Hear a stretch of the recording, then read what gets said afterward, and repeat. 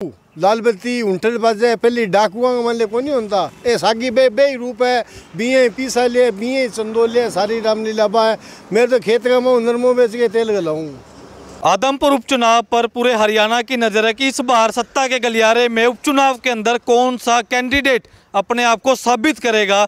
पर आप लोगों ने बड़े बड़े कैंडिडेटों को देखा होगा। आदमपुर उपचुनाव के अंदर भी अगर बात करूं, जो लाम लश्कर लेकर, गाड़ियों का तांता लेकर, जत्था लेकर निकलते हैं और लोगों से वोटों की अपील करते हैं।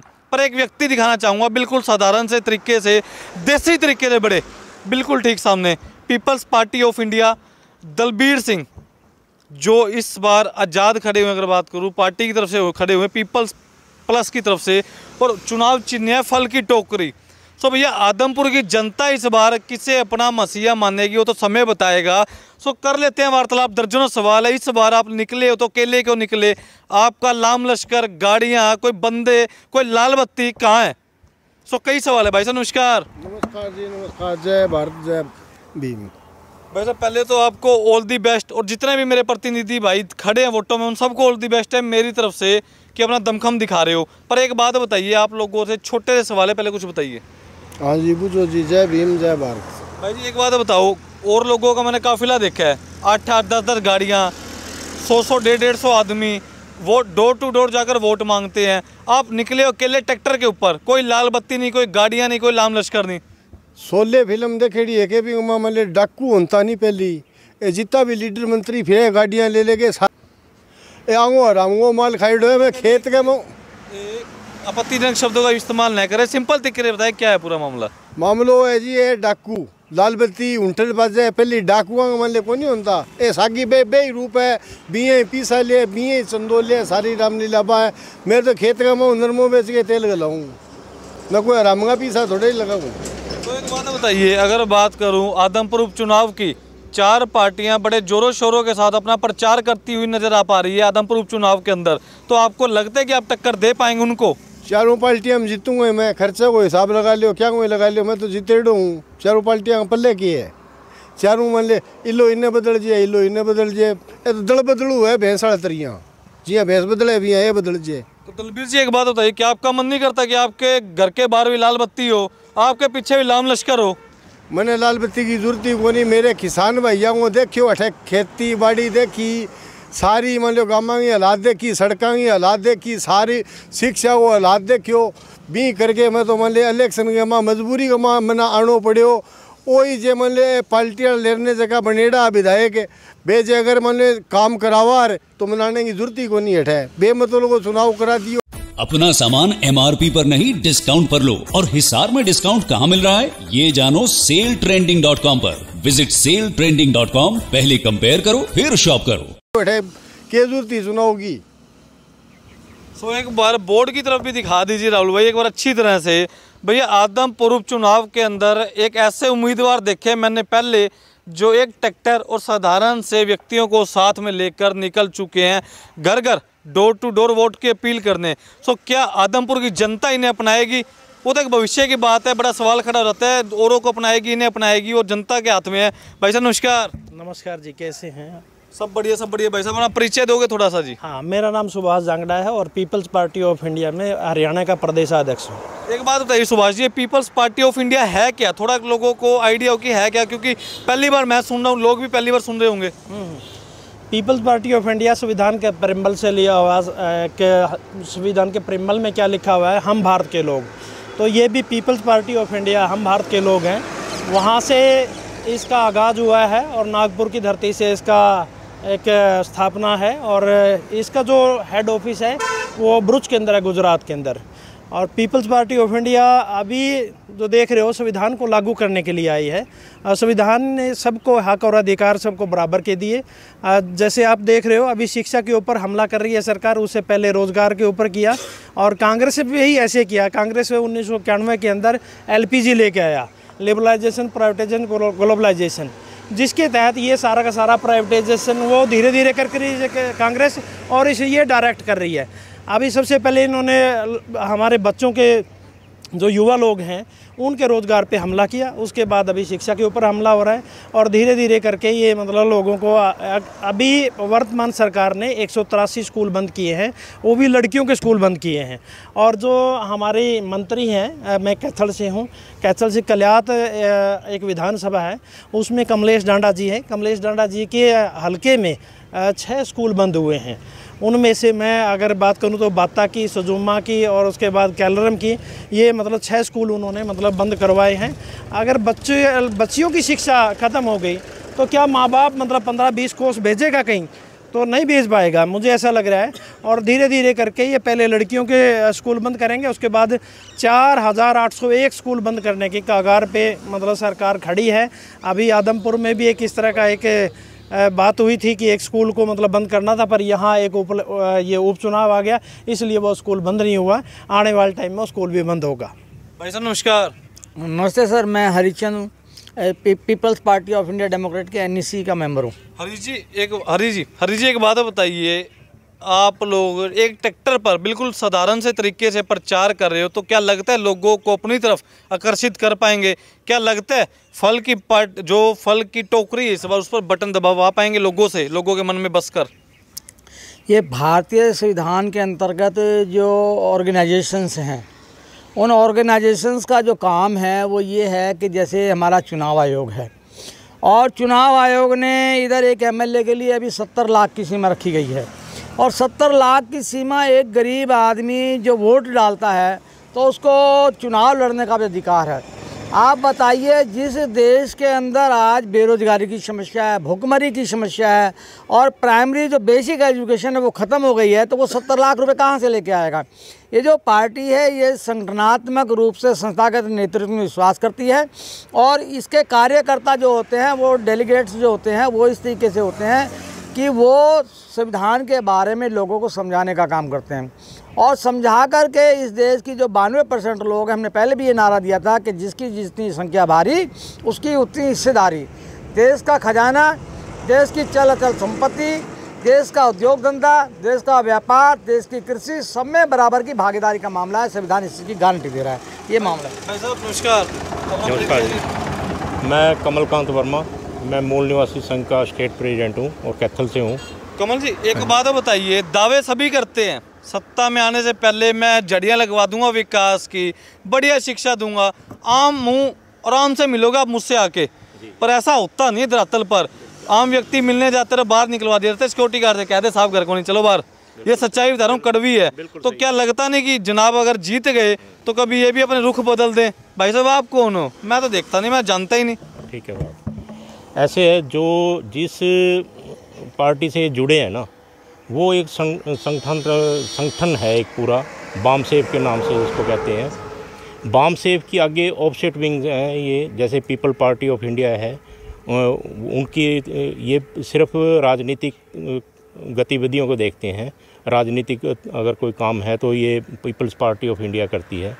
और मूल निवासी संघ जिसका मैं स्टेट प्रेसिडेंट हूँ, वो सामाजिक तौर पर लोगों को जागरूक कर रहे हैं, और ये जागरूकता ही लोगों को आगे लेके आएगी। क्या लगता है फल की टोकरी इस बार उठ पाएगी? यस, जरूर।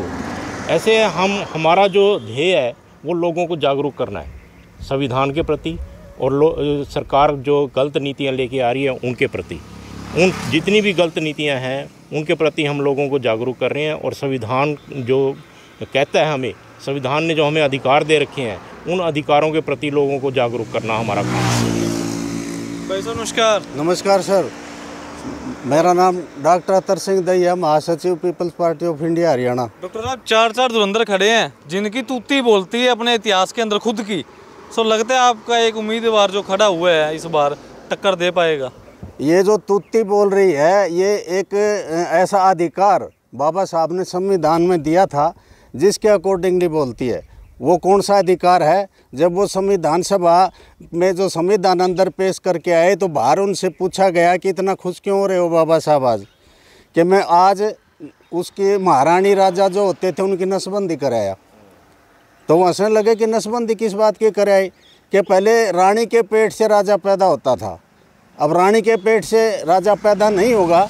मैंने एक ऐसा अधिकार दे दिया है कि वोट से राजा बनेगा, वोट का अधिकार दिया है। उसके तहत राजा बनेगा। तो जो एक वोट का अधिकार है वो किसी को भी राजा बना सकता है प्रजातंत्र में, ये डेमोक्रेटिक कंट्री है। नंबर 2, उसने ये पूछा कि जो तुम्हारे लोग हैं वो तो बिकाऊ हैं, वोट का अधिकार तो है लेकिन उनके पास पैसा है, वो उनको खरीद लेंगे, पैसे से खरीद लेंगे, शराब से खरीद लेंगे, किसी तरह भी खरीद लेंगे। तब बाबा साहब ने ये कहा कि मैं मानता हूँ आपकी ये बात, मैं आपकी इस स्टेज पे इस बात से सहमत हूँ कि मेरे लोग बिक जाते हैं, मेरे लोग पैसे भी ले लेते हैं, मेरे लोग दारू भी ले लेते हैं, उनसे बिक भी जाते हैं। पर आप वो दिन सोचिए जिस दिन मेरे समाज के लोगों ने ये पैसे लेने बंद कर दिए और ये प्रलोभन दारू वगैरह लेने बंद कर दिए, उस दिन क्या होगा? उस दिन जो आपकी ये पूंजीपति सरकारें हैं, जो आदमी पैसे से वोट खरीदते हैं, वो सारे कहाँ होंगे? रोड पर भीख नहीं मिलेगी, ये मैं दावे से कहता हूँ। जिस दिन उन्होंने जो आप कह रहे हो ये लेना बंद कर दिया, ये लेना बंद कर दिया, तो उस दिन क्या स्थिति होगी? तो हमारा कहने का मतलब है वो धुरंधर किससे हैं? एक वोट से हैं। अच्छा, वोट वो दल बदल से हैं। आप उनका इतिहास देख लो, कौन कहाँ था। हमारी जो पीपल्स पार्टी ऑफ इंडिया है, इसका पूरा संविधान है, उसमें हमारा जो जैसे हमारे जो पदाधिकारी होते हैं, जैसे मैं स्टेट का महासचिव हूँ, मेरा कार्यकाल 2 साल है। सुभाष जी हमारे स्टेट के प्रदेशाध्यक्ष हैं, उनका भी 2 साल का कार्यकाल है। हमारे जो राष्ट्रीय अध्यक्ष हैं उनका भी 2 साल का कार्यकाल है। तो ये 2 साल के बाद हम लीडर को चेंज कर देंगे। हम यहाँ से लीडर निकालने आए हैं। हम हर 2 साल में नई जिम्मेदारी नए आदमी को देके लीडर पैदा करते हैं। लीडर पैदा करने के बाद वो जनता को समझाएंगे। जब इतने लीडर पैदा हो जाएंगे तो वो सारे समाज में फैल के धीरे धीरे इतना हमारे पास मास हो जाएगा। हम जो हमारे जो उद्देश्य है वो उद्देश्य है, केवल एक उद्देश्य है, सत्ता प्राप्ति। क्योंकि सत्ता के बगैर आदमी कुछ नहीं कर सकता। आप कितने ज्ञापन दे दो, फाड़ के फेंक दिए जाते हैं। आप कितनी डिमांड रख लो, फाड़ के फेंक दी जाते हैं। क्यों एक ही वर्ग के ऊपर अत्याचार होते हैं? क्यों दूसरे वर्ग के ऊपर अत्याचार नहीं होते? क्यों आपस में भाईचारा बिगड़ा जाता है? क्यों समानता नहीं? क्यों स्वतंत्रता नहीं? क्यों बंधुत्व नहीं? क्यों न्याय नहीं? ये सारी जो चीज़ें संविधान ने हमने मौलिक अधिकार में मिली हैं, उसका प्रयोग जिस दिन ये समाज करने लग जाएगा, उस दिन ये पैसे वाले और ये धुरंधर कोई नहीं चलेगा। केवल प्रजातांत्रिक तरीके में एक जो वोट का अधिकार है वो चलेगा। जब वो आप ये बताइए, अपने उसमें लोकसभा में 544 में से 295 या 298 MP हैं, वो एक उसके रूलिंग पार्टी के, और जो 248 हैं वो दूसरी पार्टी के हैं, विपक्ष के। अच्छा, जिसमें से जो 137 MP हैं वो SC ST OBC के टिकट पे चुने थे, वो भारतीय जनता पार्टी को समर्थन दे रहे हैं। ऐसे ही हमारे जो SC ST OBC के जो कैंडिडेट हैं, जो दूसरी सीट पे चुन के आए थे, वो चुन के तो आते हैं दूसरी पार्टियों से और समर्थन दे देते हैं इनको। इनका किसी का भी बहुमत नहीं है। आप किसी भी स्टेट में देख लें, किसी भी सेंटर में देख लें, ये आपस में जोड़ तोड़ करके वो बनाते हैं। जिस दिन ये आदमी जाग जाएंगे, जिस दिन इनको अपने अधिकार का पता चल जाएगा, जिस दिन ये दल बदल नहीं करेंगे, जैसे ये 137 भी दल बदल ना करें और वो जो 131 हैं वो भी इनके साथ मिल जाएं, और SC ST OBC plus minorities 2 धर्म परिवर्तित हैं, जो इन्हीं में से धर्म परिवर्तित करके सिख हो गए, बुद्ध हो गए, ईसाई हो गए, ये इसी में से कन्वर्टेड हुए हैं। ये सारे एक हो जाए और उनमें से उनको ये समर्थन नहीं करें तो बहुमत कितने का होता है?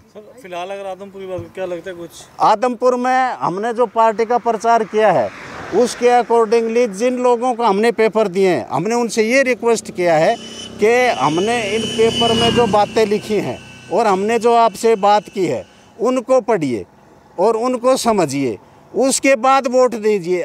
हम ये नहीं कहते आप हमारी वोट दीजिए, उसके बाद समझ में आपको आ जाए तो हमारे कैंडिडेट को वोट दीजिए। अगर हमारे विचार समझ में नहीं आए तो हमारे कैंडिडेट को वोट मत दीजिए। आपको 1% समझ में आता है तो हमें 1 वोट दीजिए। आपको 2% समझ में आता है तो 2% वोट दे दीजिए। हमारे कैंडिडेट को 1 या 2% भी आ गई वोट तो हम ये समझेंगे हमारा मिशन चल पड़ा और ये हमारा मिशन किसी न किसी दिन कामयाबी पे ज़रूर पहुंचेगा। हम अपने मिशन का प्रचार प्रसार करने के लिए ये कैंडिडेट, हम पहले भी इलेक्शन लड़ चुके हैं, हम हर स्टेट में इलेक्शन लड़ते हैं। हमारी 4 साल 2018 में हमारी पार्टी बनी थी। 2018 के बाद हमने MP के भी इलेक्शन लड़े हैं, MLA के भी लड़े हैं। वो हम अपनी पार्टी के प्रचार प्रसार के लिए लड़ रहे हैं और अल्टीमेटली हमारा एम ये है कि हम एक दिन ज़रूर कामयाब होंगे, क्योंकि हमारे नीतियाँ और सिद्धांत डेमोक्रेटिक हैं, संविधान में आस्था रखते हैं। संविधान में जो धाराएं, मौलिक अधिकार, नीति निर्देशक सिद्धांत जो दिए गए हैं उनके अकॉर्डिंग चलने वाले लोग हैं। हमारे लोग टूटने वाले, बिकने वाले नहीं हैं। प्रजातंत्र को जिंदा रखेंगे, संविधान को बचाएंगे और सोसाइटी को जब संविधान बचेगा तो ही शिक्षा बचेगी, तो ही रोजगार बचेगा, तो ही व्यापार बचेगा। ये जो प्राइवेटाइजेशन होता जा रहा है ये भी तभी बचेगा जब कोई डेमोक्रेटिक आदमी सत्ता में आएगा। सत्ता के बगैर कुछ नहीं है, और सत्ता पावर में, सत्ता हाथ में होती है तो आदमी कुछ भी कर सकता है, नहीं होती तो कुछ नहीं कर सकता। सो भैया, जितने भी शहरवासी, प्रदेशवासी वीडियो को शेयर करें, कमेंट करें और साथ ही साथ दोबारा एक बार दिखा दूंगा अच्छी तरह से, बिल्कुल ठीक सामने, बड़े सिंपल साधारण तरीके से अपना प्रचार करते हुए पार्टी का और वोट की अपील करते हुए। सो जनता समझदार है। आदमपुर उपचुनाव पर पूरे हरियाणा की नज़र है।